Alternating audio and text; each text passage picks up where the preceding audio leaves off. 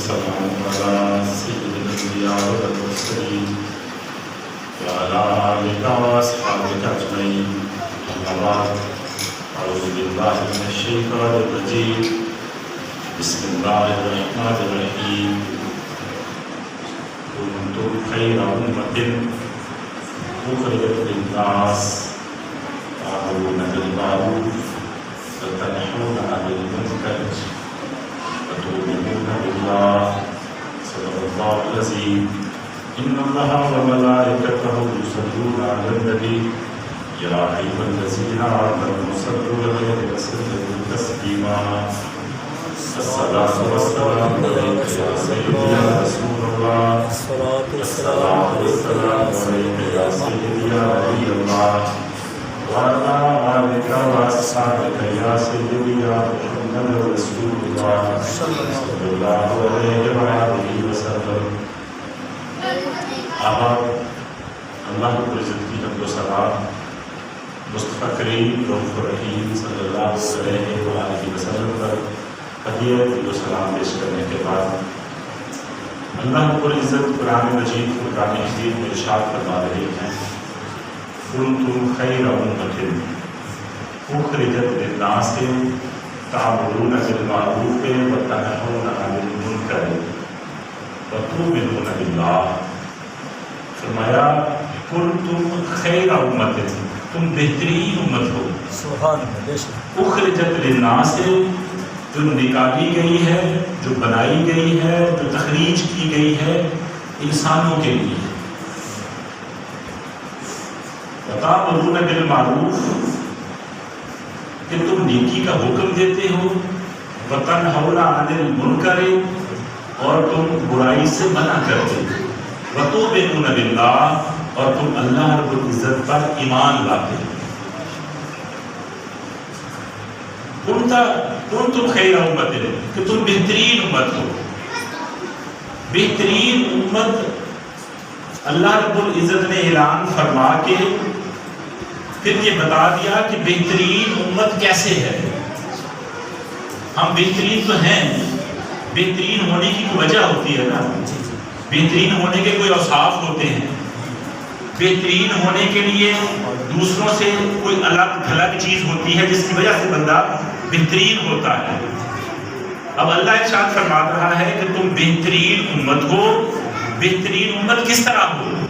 اخرجت للناس، تم لوگوں کی بھلائی کے لیے بنائے گئے ہو. لوگوں کی بہتری کے لیے بنائے گئے ہو. لوگوں کو بھلائی کی طرف لانے کے لیے بنائے گئے ہو. تم تأمرون بالمعروف ہے، اور بہترین تم اس لیے ہو کہ تم نیکی کا حکم دیتے ہو. وتنہون عن المنکر، اور بہترین اس لیے ہو کہ تم برائی سے بچنے کی تلقین کرتے ہو. وتؤمنون باللہ، اور اللہ رب العزت پر ایمان لاتے ہو. اب دیکھنا یہ ہے کہ اللہ رب العزت نے ہمیں بہترین امت کا لقب دے دیا. بچو آرام سے بیٹھ جاؤ. اللہ نے ہمیں بہترین امت کا لقب عطا فرما دیا، اور بہترین امت کی صفات بھی بتا دی کہ بہترین امت کیا ہوتی ہے. اب دیکھنا یہ ہے کہ کیا ہم نے اپنے آپ کو بہترین امت بنانے کی کوشش کی ہے، یا اس بہترین امت میں شامل ہونے کی کوشش کی ہے. کہ بہترین امت کا پہلا وصف تو یہ ہے کہ اخرجت للناس، یہ لوگوں کے لیے بنائی گئی ہے، یہ انسانوں کی فلاح و بہبود کے لیے بنائے گئے. لیکن جو بندہ انسانی فلاح و بہبود کے لیے کام نہیں کرتا، جو بندہ انسان کی قدر نہیں کرتا، جو دوسرے کا حیا نہیں کرتا، جو دوسرے کی بھلائی کی کوشش نہیں کرتا، کیا پھر وہ بہترین امتی ہونے کا حقدار ہے؟ اب اللہ فرما رہا ہے کہ بہترین امتی تم اس لیے ہو کہ تم لوگوں کی بھلائی کے لیے بنائے گئے ہو. پھر تم نیکی کا حکم دیتے ہو، برائی سے منع کرتے ہو، اللہ پر یقین رکھتے ہو. اب نیکی کا حکم دینا تو بڑی دور کی بات ہے، بھلائی کی طرف لوگوں کو کھینچ کے لانا یہ تو بڑی دور کی بات ہے. پہلے تو ہم یہ دیکھیں کہ کیا ہم خود بھی نیک عمل کرتے ہیں. ہم نے خود کبھی اپنے گریبان میں جھانکا ہے کہ اگر ہم بہترین امتی ہیں تو ہمارا کردار کیسا ہونا چاہیے؟ صرف لقب ملنے سے بہترین امتی ہو کر ہم نے اپنے آپ کو جناب علی بہت چوڑا کر کے پیش کر دیا کہ اللہ رب العزت نے ہمیں ارشاد فرما دیا کہ تم بہترین امتی ہو لہٰذا ہم بہترین امت ہیں. بھئی بہترین امت کے اللہ نے اوصاف بھی بیان فرما دیے. اگر بہترین ہو تو پھر اس وجہ سے. اب بھلائی کا حکم دینا، بھلائی کیا ہوتی ہے؟ نیکی کیا ہے؟ اللہ رب العزت پر تقوی رکھنا نیکی ہے، سچ بولنا نیکی ہے، جھوٹ سے بچنا نیکی ہے، وعدہ کر کے اس کو نبھانا نیکی ہے، صبر کرنا نیکی ہے، حیادار ہونا نیکی ہے، امانت دار ہونا نیکی ہے، رحم دل ہونا نیکی ہے، ظلم نہ کرنا نیکی ہے، کسی کے ساتھ احسان کرنا نیکی ہے، سخاوت کرنا نیکی ہے، تکبر اور خود پسندی سے بچنا نیکی ہے، کسی کے ساتھ حسد نہ کرنا نیکی ہے، کسی کے ساتھ دھوکہ نہ کرنا نیکی ہے، رشتہ داروں کے ساتھ صلہ رحمی سے پیش آنا نیکی ہے، اللہ رب العزت اور اس کی مخلوق کے حقوق کو ادا کرنا نیکی ہے. اب نیکیاں تو بہت ساری ہیں، ہمیں تو پتہ ہی نہیں ہوتا کہ ہم جو کر رہے ہیں وہ نیک عمل ہے یا برا عمل ہے. پہلے تو اس چیز کی پہچان ہونی چاہیے نا کہ ہم جو کر رہے ہیں کیا وہ واقعی وہ نیک عمل ہے. اگر وہ نیک ہے تو الحمدللہ کچھ اللہ کا شکر کرنا چاہیے کہ ہم اللہ رب العزت نے ہمیں بنایا ہے، جس مقصد کے لیے بنایا ہے ہم وہ کام کر رہے ہیں. اب بہترین امتی کے اوصاف میں جو چیزیں آتی ہیں نیکیاں ہیں، تو نیکی کسی پر ظلم نہ کرنا بھی تو نیکی ہے نا. اب حدیث پاک میں آتا ہے کہ کسی شخص نے اگر کسی کی ایک بالشت بھر زمین پر ظلم سے قبضہ کر لیا، بالشت گٹھ، ایک گٹھ زمین دی اگر کسی نے ظلم اور زیادتی نال کسی دی لے لی تو قیامت والے دن اللہ فرماندا ہے، حدیث پاک میرے مصطفیٰ فرما رہے ہیں کہ قیامت والے دن اللہ رب العزت 7 زمیناں دا توق بنا کے اس بندے دے گل وچ پا دے. ایک گٹھ زمین دی، ایک گٹھ کتنی ہوتی ہے؟ بندہ پیر بھی نہیں رکھ سکتا وہ وچ.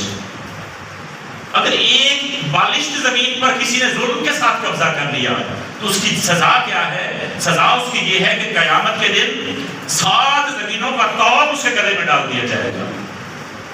اور غور کیا جائے کہ ہم یہاں آئے کس لیے ہیں، یہ ہماری زندگی کتنی ہے. ارے خدا کے بندو، ہم دنیا کی عارضی زندگی کے لیے اپنی اخروی زندگی کو داؤ پر لگا رہے ہیں. کتنے دنوں کے لیے یہاں پر آئے ہیں؟ ہم تو مہمان ہیں اس دنیا میں. مثالیں بہت ساری ہیں اور بھی. ایک سادہ سی مثال یہاں پر پیش کرنا چاہتا ہوں. آپ لوگوں نے دیکھا ہوگا دور دراز سے لوگ جانور چرانے آتے ہیں. میں بھی دیکھتا ہوں سڑک کے اوپر 100 گائے، 50 گائے اور مختلف قسم کے جانور لوگ چرانے کے لیے آتے ہیں. کوئی باولپور سے آیا ہوتا ہے، کوئی دور دراز سے آیا ہوتا ہے. کبھی دیکھا ہے کہ انہوں نے یہاں پہ کوئی کوٹھا بنا لیا ہو، کبھی کسی نے کوئی بلڈنگ بنا کے وہ بیٹھ گیا ہو. حالانکہ وہ 10 15 20 دن یا مہینے کے لیے آئے ہوتے ہیں اپنے ڈنگروں کو چرانے کے لیے. لیکن اگر ان سے کہا جائے کہ یار تم مہینے کے لیے یہاں آئے ہو تو ایسے جو در بدر دھکے کھا رہے ہو تو کہیں پر ایک مکان بنا لو، تو وہ کم از کم آپ کو یہی جواب دے گا کہ عقل کے اندھے، ہم یہاں رہنے کے لیے نہیں آئے، ہم اس مقصد کے لیے آئے ہیں اپنے جانوروں کو چرانے کے لیے، اور ہم نے بہت جلد واپس لوٹ جانا ہے. تو ہم یہاں پر مکان کیوں بنائیں؟ یہی بات ہے نا. تو اب سیم یہی چیز ہے کہ ہم یہاں پر رہنے کے لیے نہیں آئے. یہ دنیا ہمارا پکا ٹھکانہ نہیں ہے، ہم عارضی ٹھکانہ ہمارا یہ ہے.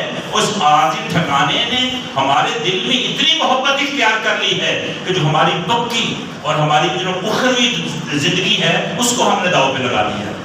کبھی سوچا ہی نہیں ہے کہ اگر ہم نے کسی کے ساتھ ظلم کر لیا، کسی کے ساتھ کوئی زیادتی کر لی، کسی کے ساتھ دھوکہ کر لیا، تو آخر میں اس کی ہمیں سزا کیا ملنے والی ہے.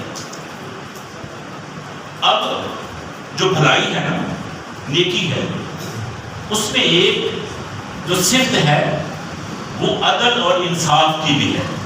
جو بہترین امتی ہے وہ عدل اور انصاف کرنے والا ہوتا ہے اور عدل اور انصاف کو پسند کرتا ہے. اللہ رب العزت قرآن پاک میں ارشاد فرماتے ہیں ان اللہ یامر بالعدل والاحسان وایتاء ذی القربی. کہ اللہ رب العزت تمہیں عدل، احسان اور رشتہ داروں کے حقوق کو ادا کرنے کا حکم دیتا ہے۔ اب اللہ نے حکم دے دیا، کیا دیا؟ کہ تم نیکی کرو، عدل اور انصاف کرو اور رشتہ داروں کے حقوق کا خیال رکھو۔ پھر اللہ صرف حکم دے کر ہی خاموش نہیں ہو جاتا، پھر اللہ پاک ارشاد فرما رہے ہیں وَأَقْسِطُوا إِنَّ اللَّهَ يُحِبُّ الْمُقْسِطِينَ، فرمایا انصاف کرو، وَأَقْسِطُوا انصاف کرو، ان اللہ یحب المقسطین، اللہ رب العزت انصاف کرنے والوں کو پسند فرماتا ہے۔ جو بندہ یہ چاہے کہ وہ اللہ رب العزت کا پسندیدہ بندہ بن جائے تو پھر اس کو چاہیے کہ وہ انصاف کرے، انصاف کرنے والوں کو پسند کرے۔ حدیث پاک میں آتا ہے، میرے مصطفیٰ کریم نے ارشاد فرمایا انصاف کرنے والے اللہ رب العزت کے نزدیک نور کے ممبروں پر تشریف فرما ہوں گے۔ قیامت کے دن جو لوگ انصاف کرنے والے ہوں گے نا، وہ نور کے ممبروں کے اوپر بٹھائے جائیں گے۔ وہ دنیا میں انہوں نے جیسی بھی زندگی گزار لی، دھکے کھا لیے، غربت میں زندگی گزار لی، لیکن جو انصاف پسند ہوگا اور عدل کرنے والا ہوگا وہ قیامت کے دن نور کے ممبر کے اوپر بٹھایا جائے گا۔ حضرت عائشہ صدیقہ رضی اللہ عنہا آپ راوی ہیں، ایک حدیث پاک بڑی مشہور حدیث ہے، بخاری شریف کی حدیث ہے، 6788 نمبر ہے، حدیث کا انٹرنیشنل نمبر ہے 6788۔ حضرت عائشہ صدیقہ رضی اللہ عنہا آپ راوی ہیں، بڑی معروف حدیث ہے۔ آپ فرماتی ہیں کہ ایک مخزومی عورت نے چوری کر لی، جب اس نے چوری کی تو وہ بڑے خاندان کی عورت تھی۔ مصطفیٰ کریم کی بارگاہ میں معاملہ پہنچا تو اسلام میں چوری کی جو حد ہے وہ اس کے ہاتھ کاٹنا ہے۔ چوری کی سزا کیا ہے؟ چور کا ہاتھ کاٹ دیا جائے گا، یہ اسلام کی سزا ہے۔ اب جو قریش کے لوگ تھے انہوں نے کوشش کی کہ اب چونکہ یہ بڑے خاندان کی عورت ہے تو مصطفیٰ کریم صلی اللہ علیہ وآلہ وسلم سے سفارش کی جائے کہ اس کو چھوڑ دیا جائے۔ حضرت اسامہ نبی کریم صلی اللہ علیہ وسلم کے بڑے ہی محبوب صحابی تھے، لوگوں نے حضرت اسامہ کا انتخاب کیا کہ حضرت اسامہ کو مصطفیٰ کریم کی بارگاہ میں بھیجا جائے تاکہ اس عورت کو چھوڑ دیا جائے۔ حضرت اسامہ جب مصطفیٰ کریم کی بارگاہ میں پہنچے تو مصطفیٰ کریم کہنے لگے تم اللہ رب العزت کی حدود کے بارے میں سفارش کرنے آئے ہو؟ پھر مصطفیٰ کریم کھڑے ہو گئے، اب ان کا خطبہ ارشاد فرمایا کہ لوگوں تم سے پہلے لوگ اس لیے گمراہ ہوئے تھے کہ ان میں اگر کوئی بڑا آدمی چوری کرتا تو اس کو چھوڑ دیا جاتا تھا، اگر کوئی کمزور آدمی چوری کرتا تو اس کے اوپر حد نافذ کر دی جاتی تھی۔ اور فرماتے ہیں اللہ کی قسم اگر فاطمہ بنت محمد صلی اللہ علیہ وآلہ وسلم بھی چوری کرتی تو محمد مصطفیٰ اس کے ہاتھ ضرور کاٹ ڈالتے۔ انصاف کوئی عام سی بات نہیں ہے، لیکن افسوس سے کہنا پڑتا ہے ہمیں تو انصاف حاصل کرنے کے لیے انصاف کو خریدنا پڑتا ہے۔ انصاف کی بولیاں لگتی ہیں، یہاں پر گواہوں کو خریدا جاتا ہے، یہاں پر ججوں کو خریدا جاتا ہے۔ ارے جس معاشرے میں انصاف کی بولیاں لگتی ہوں، جس معاشرے میں انصاف بکتا ہو، اس معاشرے کی ترقی کا حال کیا ہوگا؟ انصاف کرنا یہ بہترین امتی کی نشانی ہے کہ وہ انصاف کرتا ہے اور انصاف کرنے والوں کو پسند کرتا ہے۔ اور جو بہترین امتی ہے اس کا ایک وصف بھی ہے کہ وہ سخی بھی ہوتا ہے۔ ایسے نہیں اللہ نے کہہ دیا اخرجت للناس، تمہیں بنایا گیا ہے لوگوں کی بھلائی کے لیے، اور لوگوں کی بھلائی کیا ہے؟ اگر کوئی غریب، اگر کوئی بیچارہ مجبور تمہارے در پہ ہاتھ پھیلانے آ جائے تو پھر جو رسول اللہ کا امتی ہے اس کو واپس نہیں لوٹاتا۔ عدل اور انصاف کی جو اہمیت ہے یہ ہمارے معاشرے میں بہت ہے۔ پھر سخی ہونا بہت ضروری ہے۔ وقت ہوا چاہتا ہے میں بس ایک چھوٹا سا واقعہ بول کر کے اپنی گفتگو کو کلوز کرتا ہوں۔ حضرت ابوبکر صدیق رضی اللہ تعالیٰ عنہ آپ کے زمانہ خلافت کا ایک واقعہ ہے کہ آپ کے پاس ایک شام سے آدمی آیا، شام سے ایک آدمی آپ کی بارگاہ میں آیا، آ کر عرض کرنے لگا کہ یا حضرت میرا کوئی کاروباری نقصان ہو گیا، مجھے کچھ پیسوں کی ضرورت ہے، میں مقروض ہو گیا، آپ میری مدد فرمائیں۔ حضرت ابوبکر صدیق نے اس شخص کو ساتھ لیا، اپنے گھر چلے گئے۔ وہ شخص کہتا ہے کہ دروازہ تو باہر سے بہت خوبصورت تھا، جب میں اندر گیا تو زمین کے اوپر وہ کھجور کے پتوں کے بنی ہوئی چٹائی تھی، وہ بھی ٹوٹی ہوئی تھی۔ میں بھی وہاں پر بیٹھ گیا، ابوبکر صدیق بھی وہاں پر بیٹھ گئے۔ ابوبکر صدیق کہنے لگے یار تجھے ایک عجیب بات نہ بتاؤں؟ وہ شخص کہنے لگا، میں نے کہا جی حضور بتائیے۔ آپ فرمانے لگے کہ یار سچی بات کروں نا، 3 دن ہو گئے میں نے آج اناج نہیں کھایا، 3 دن سے میں نے روٹی نہیں کھائی، کھجوروں پہ گزارا کر رہا ہوں، حالات ایسے ہیں 3 دن سے فاقے چل رہے ہیں۔ اب وہ شخص پریشان ہوا کہ میں تو بہت سارے پیسے لینے آیا ہوں، میں تو قرضہ اتارنے کے لیے وہ کسی کے پاس آیا ہوں، لیکن ان کی حالت تو یہ ہے کہ 3 دن سے فاقے چل رہے ہیں۔ وہ کہتا ہے یار میرے لیے کیا حکم ہے؟ آپ فرماتے ہیں تم ایسے کرو عثمان غنی کے پاس چلے جاؤ۔ وہ کہتا ہے یار مجھے تو بہت سارے پیسے چاہیے، تو عثمان کے پاس ابوبکر صدیق کہتے ہیں جہاں سے تیری سوچ شروع ہوتی ہے نا وہاں سے عثمان کی سخاوت شروع ہوتی ہے، تم جا کر تو دیکھو۔ وہ شخص کہتا ہے کہ یا حضرت میں حضرت عثمان غنی کو آپ کا حوالہ دے دوں کہ مجھے امیر المومنین نے بھیجا ہے؟ وہ کہتا نہیں ہے۔ ابوبکر صدیق کہتے ہیں کہ اس کو بتانے کی ضرورت نہیں ہے، اس کو حوالہ دینے کی ضرورت نہیں ہے، بس اتنا کہہ دینا کہ میں رسول اللہ کا نوکر ہوں اور آپ کے پاس کام کی غرض سے آیا ہوں۔ وہ کہتا ہے انہوں نے کوئی دلیل مانگی، کچھ پوچھ لیا کہ کیسے نوکر ہو؟ ابوبکر صدیق کہتے ہیں کہ ابوبکر جو عثمان غنی ہے وہ سخاوت کرتے ہوئے تفتیش نہیں کرتا، وہ جب کسی کو عطا کرتا ہے اللہ کے راستے میں تو پھر اس کو ٹٹولتا نہیں ہے، بس جو کچھ مانگتا ہے اس کو وہ دے دیتا ہے۔ اب وہ شخص پوچھتا پوچھاتا سیدنا عثمان غنی کے دروازے پر پہنچ جاتا ہے، جا کے دستک دی، اندر سے عثمان غنی کی آواز آ رہی تھی، اب بچوں کو ڈانٹ رہے تھے، بچوں کو کہہ رہے تھے کہ کچھ بچت کیا کرو، دودھ میں شہد ڈال کر پیتے ہو، دودھ بھی میٹھا ہوتا ہے اور شہد بھی میٹھا ہوتا ہے، کچھ بچت کرو، اتنا نقصان کر رہے ہو۔ اب وہ شخص دروازے پہ کھڑا کہتا ہے جو بندہ اپنے بچوں کو دودھ اور شہد کے بارے میں ڈانٹ رہا ہے وہ میری حاجت پوری کیا کرے گا؟ ابھی وہ سوچ رہا تھا، اندر سے دروازہ کھولا تو سیدنا عثمان غنی آئے۔ اس بندے نے کہا السلام علیکم ورحمۃ اللہ۔ تو حضرت عثمان غنی نے کہا وعلیکم السلام۔ حضرت عثمان کو پتہ چل گیا کہ یہ مسلمان ہے، اب سلام کرنا یہ ہماری ایک مہر ہے کہ جو بندہ سلام کر رہا ہے وہ مسلمان ہے۔ عثمان غنی کو پتہ چل گیا کہ یہ رسول اللہ کا نوکر ہے، اس کو اپنے گھر لے کے بٹھایا، دودھ میں شہد ڈال کر دیا، کھجوروں کا حلوہ پیش کیا۔ اب وہ شخص نے جب دودھ پیا کہتا بچوں کو تو یہ منع فرما رہے تھے کہ دودھ میں شہد نہیں ڈالنا، اب مجھے دودھ میں شہد ڈال کر بھی دے دیا ہے، کھجوروں کا حلوہ بھی دے دیا ہے۔ تو حضرت عثمان غنی کہنے لگے کہ معاف کرنا، تھوڑا لیٹ ہو گیا، ٹونڈی کھولنے میں بچوں کو کچھ سمجھا رہا تھا۔ اب اس شخص کے تھوڑا سا حوصلہ تو ہوا اس کو، لیکن وہ سوچنے لگا جتنے پیسے مجھے چاہیے یہ بندہ مجھے اتنے پیسے تو نہیں دے سکے گا۔ جب خدمت کر لی حضرت عثمان غنی نے، تو حضرت عثمان غنی پوچھنے لگے کہ بتا کس لیے آیا؟